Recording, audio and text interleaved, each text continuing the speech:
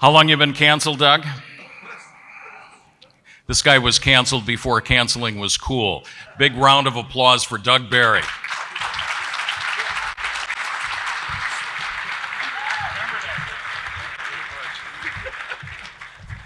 Oh, that's great. Hey, everybody, how you doing? Okay, I was asked before I came down here if I was going to have everybody get up and do some jumping jacks, some push-ups, and kind of warm everybody up. Should we do that? Get blood flowing? Yes? No? No? Okay, all right. Well, maybe work it out later. For those who don't know me, I'll give you just a brief background about myself and explain why he just mentioned that about being canceled. I've been speaking for 33 years now. I come from Lincoln, Nebraska, born and raised there. Married 33 years, raised 5 kids, and now have 7 grandchildren.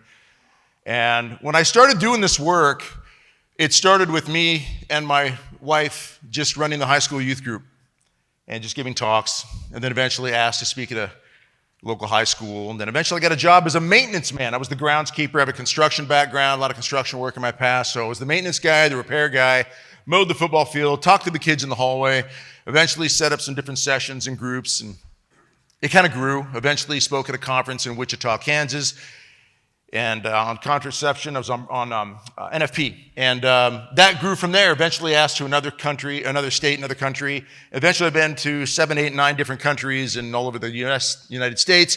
I was asked to be part of, remember Donna the singer on EWTN?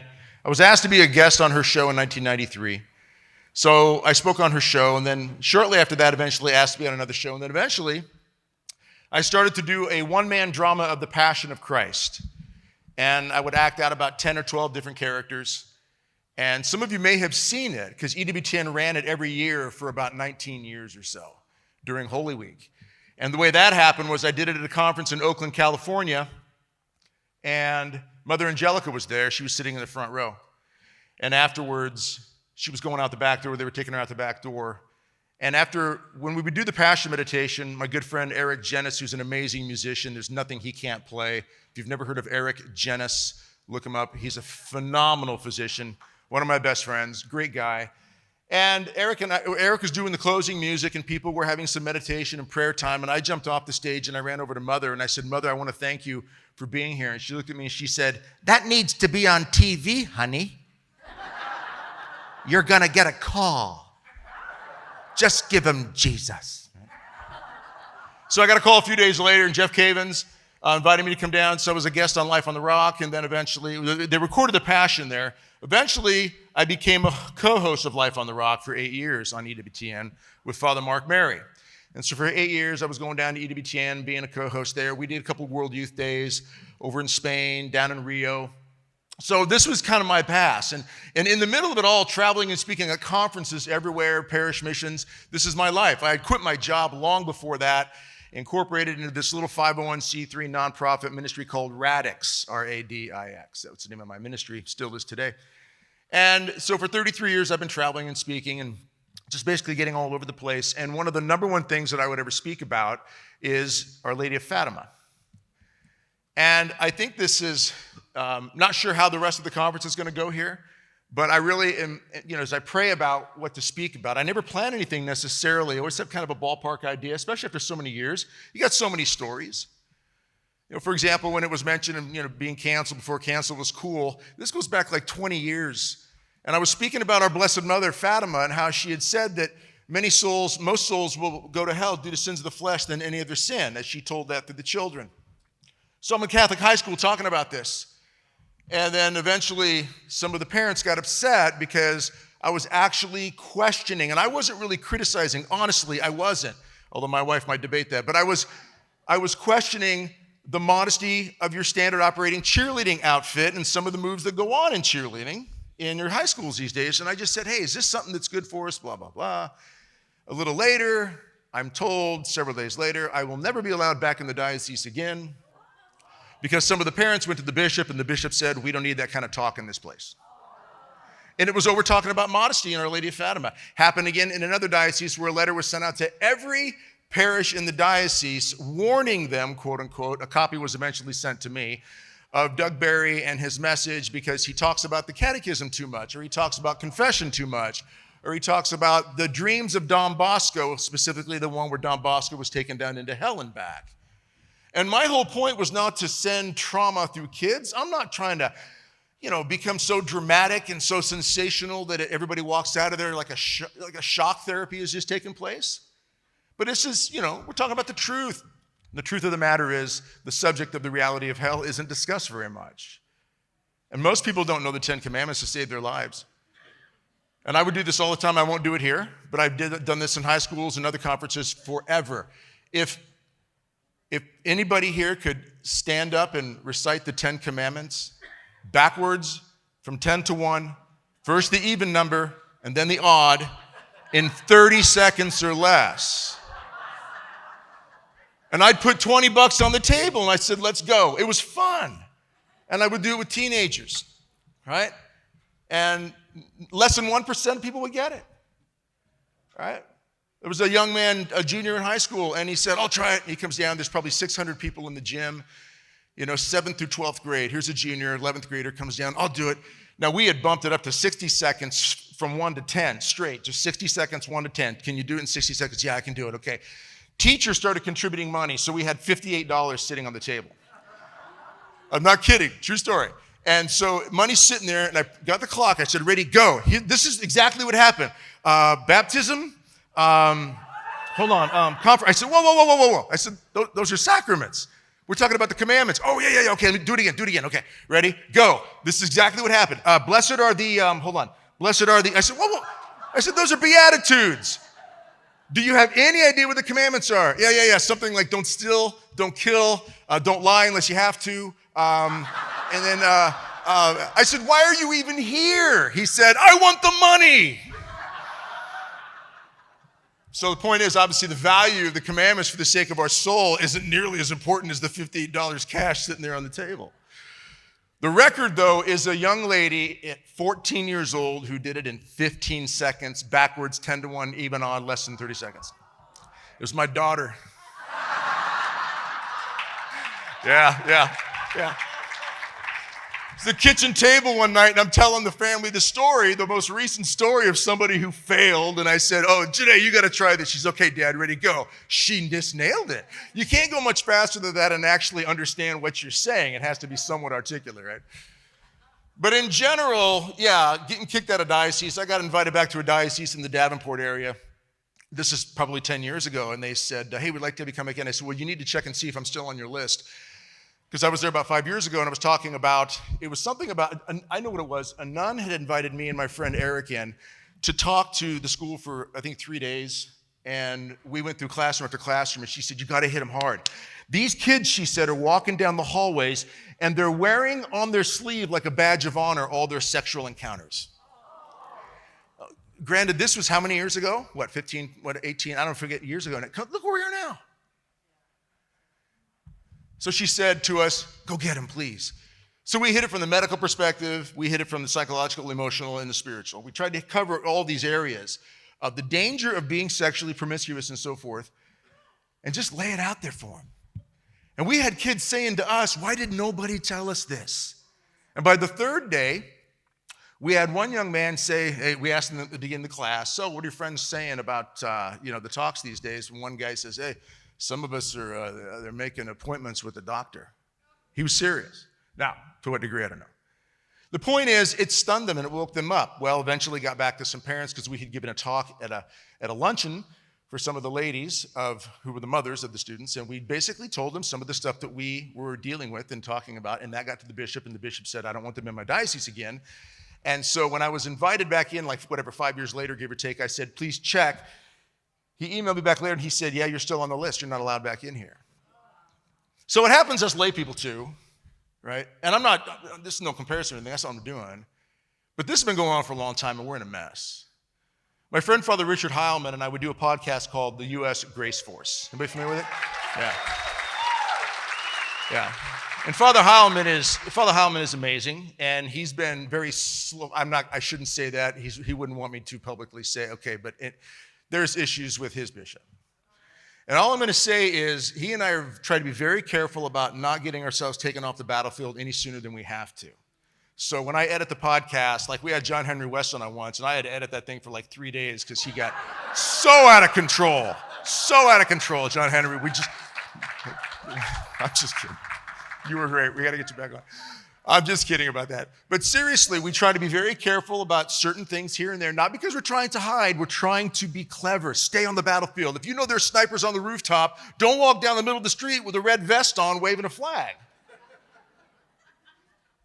I want to stay in the fight as long as I can, God willing. And everybody's got to make that call based on their prayer life, where they see they're drawn or called to do, to say, to what.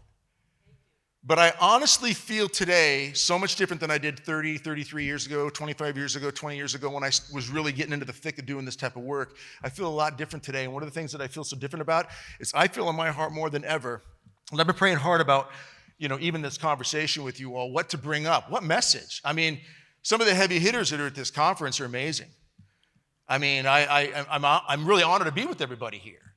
But I got to say, I don't know if my message is going to be so well received, because my message is essentially this in the last 14 minutes and 8 seconds that I have left.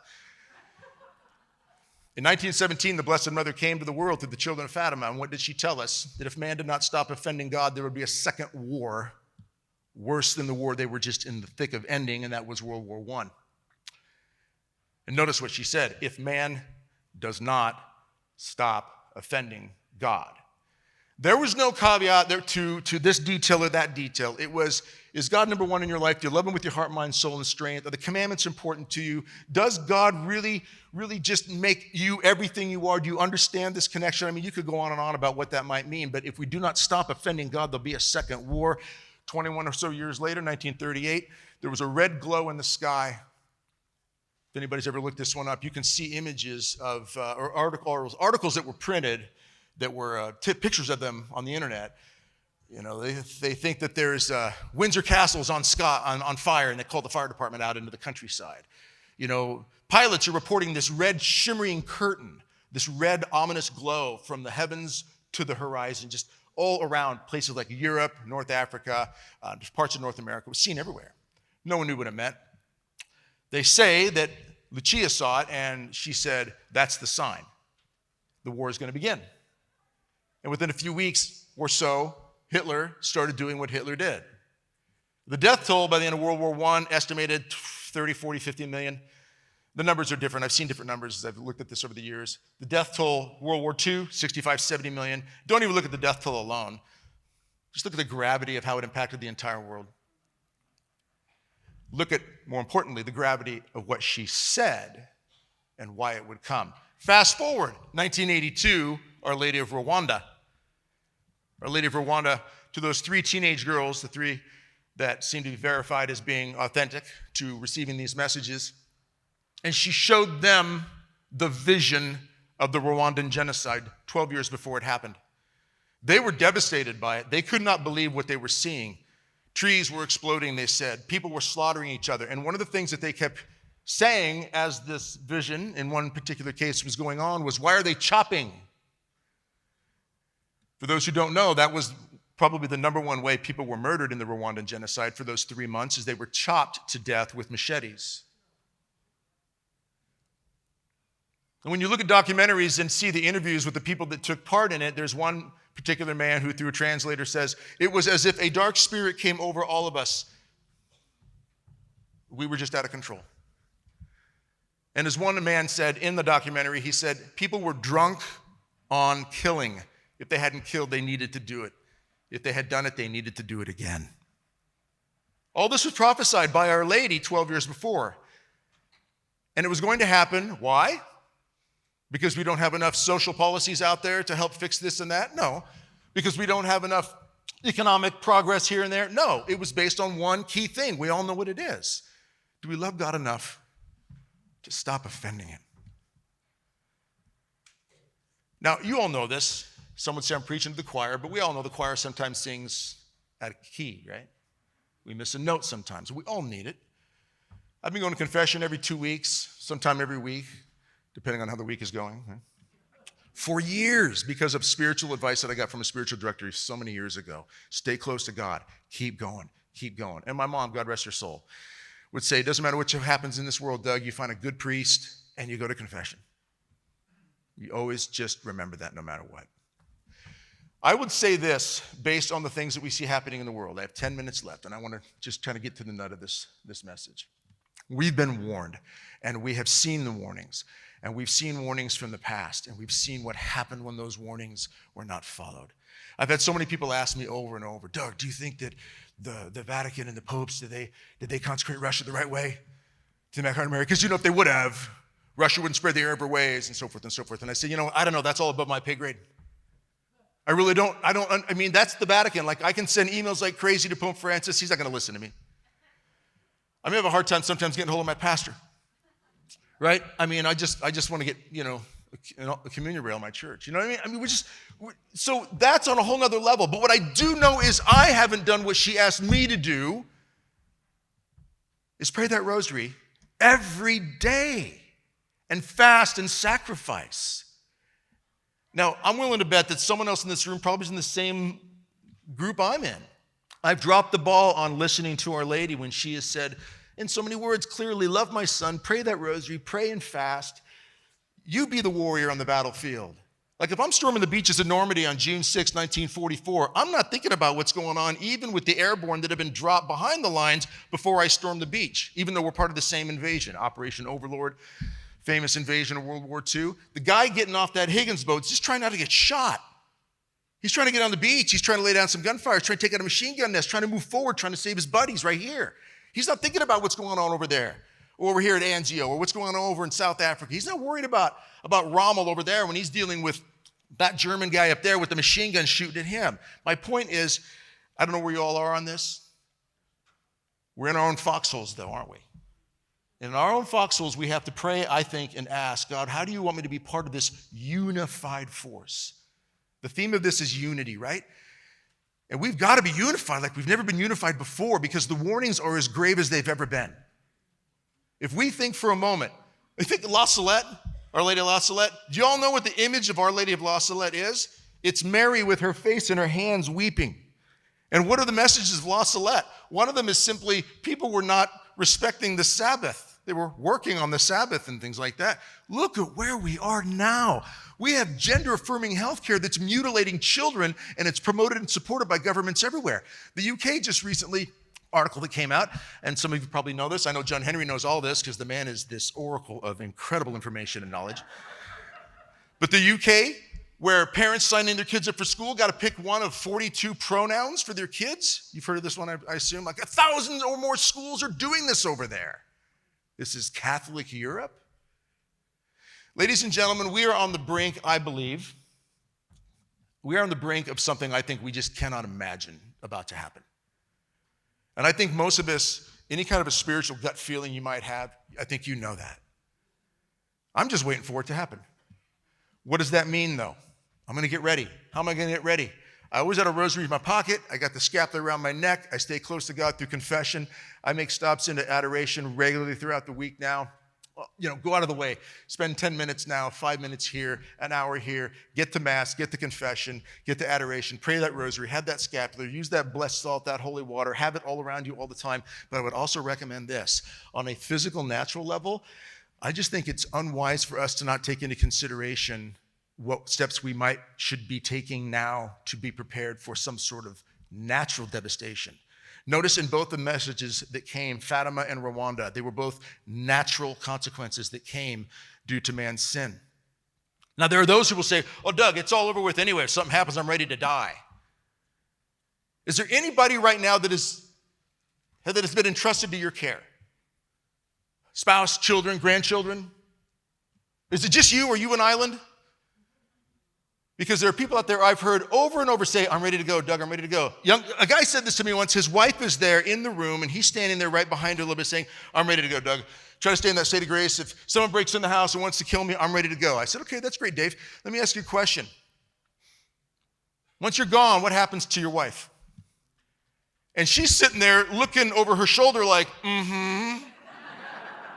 hello? Chopped liver sitting here? And he's like, oh, yeah. We have this cavalier attitude sometimes. Oh, we're ready to go. We're going to stand before God. He's going to take care of everything. And I'm thinking to myself, I got a wife, kids, grandkids, friends. And even right now, if something hits the fan right now while I'm here in Chicago, we got each other. I don't want people to storm in the room and shoot all the guys, and they will kill the men first. That's what they do. A friend of mine, a priest in Tyler, he's actually from Nebraska, though he started in South Africa, a long story, was a lawyer for the UN during the Milosevic trials. And he told me before he became a priest, he was over in Bosnia after the war. And he said, Doug, I stood there and I waded waist deep in mass graves of men and boys. And you know why the men and boys? You get the men out of the way so you can do whatever you want with who's left. So for us men, my challenge has been for years and will still be, what are we doing if we are not taking steps to be ready to protect those that God has entrusted to our care? On a natural level as well. If the power goes out, do you make sure you got food and water and shelter and protection for your family? Of course, that's what a good man does. That's what St. Joseph did for the Holy Family. We think St. Joseph would have been on that road to Egypt and some thug comes along and threatens. He's going to go, hey, I'm out on this. I'm just going to pray. Yeah, you pray, but then you have a plan. Now, I don't want to sound all warmongering up here, and that's not my point. But my point is this. Even Jesus says in Luke 22, verse 36, if you don't have a sword, sell your cloak and buy one. That's an idea of preparation. Even the Catholic Church, through history, think of St. Pope Pius V, who went to Don Juan of Austria and said, hey, the Muslim Turks are going to wipe us out if we don't get an army together and deal with it. And that resulted in what? The Battle of Lepanto.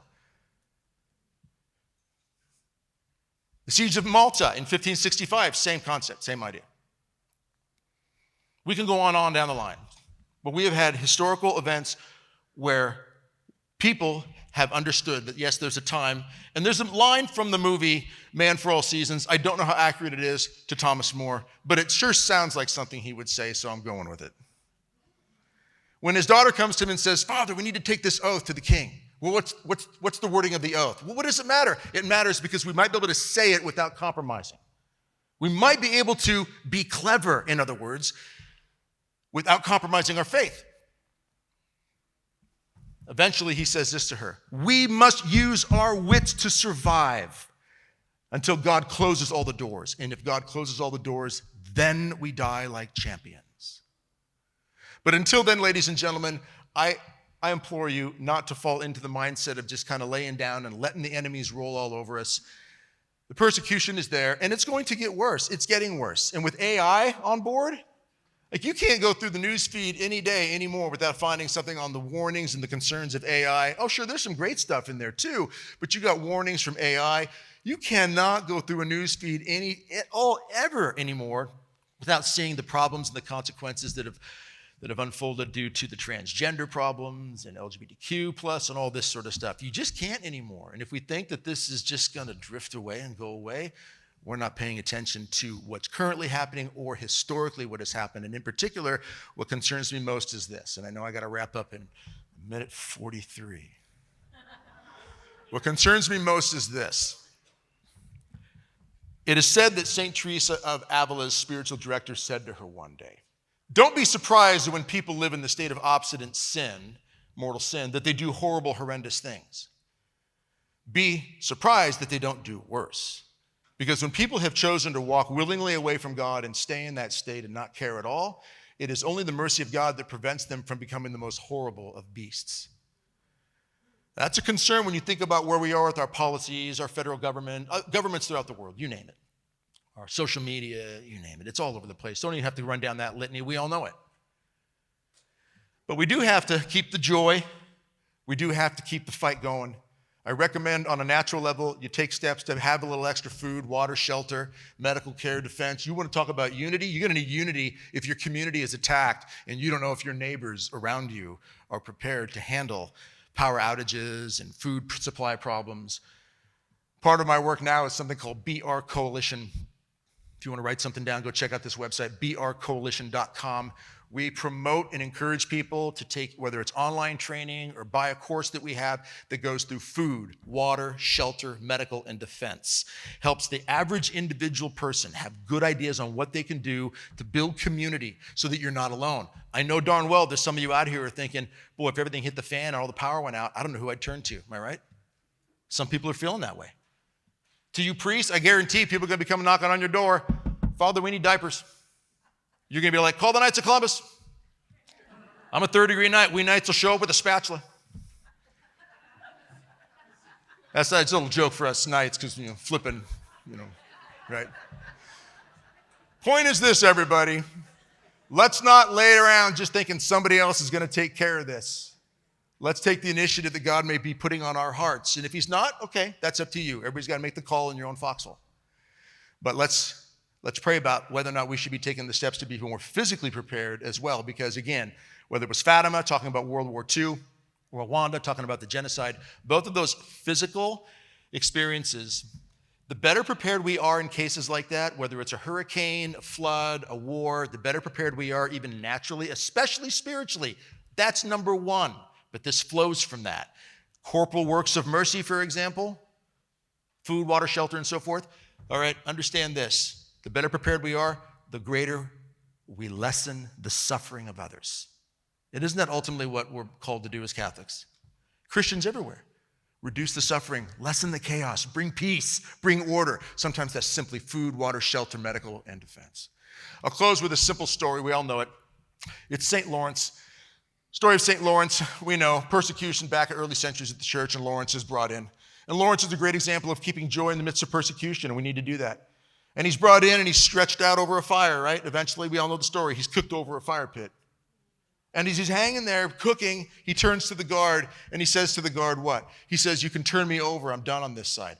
That's a great example, a true story. That's a great example of the grace of God, the power of the Holy Spirit working through someone who's in the midst of the most unbelievable suffering and torture. That can be for us too. With a deep relationship with God, prayer, sacraments, the Blessed Mother, all that we know we need to do as Catholics. But what people don't know very much at all is what Jesus said to Lawrence when Lawrence got to the gates of heaven. After he suffered this horrendous death, being burned to death over this fire pit, Jesus looked at him and said, well done, my good and faithful servant. Thank you, everybody. God bless you.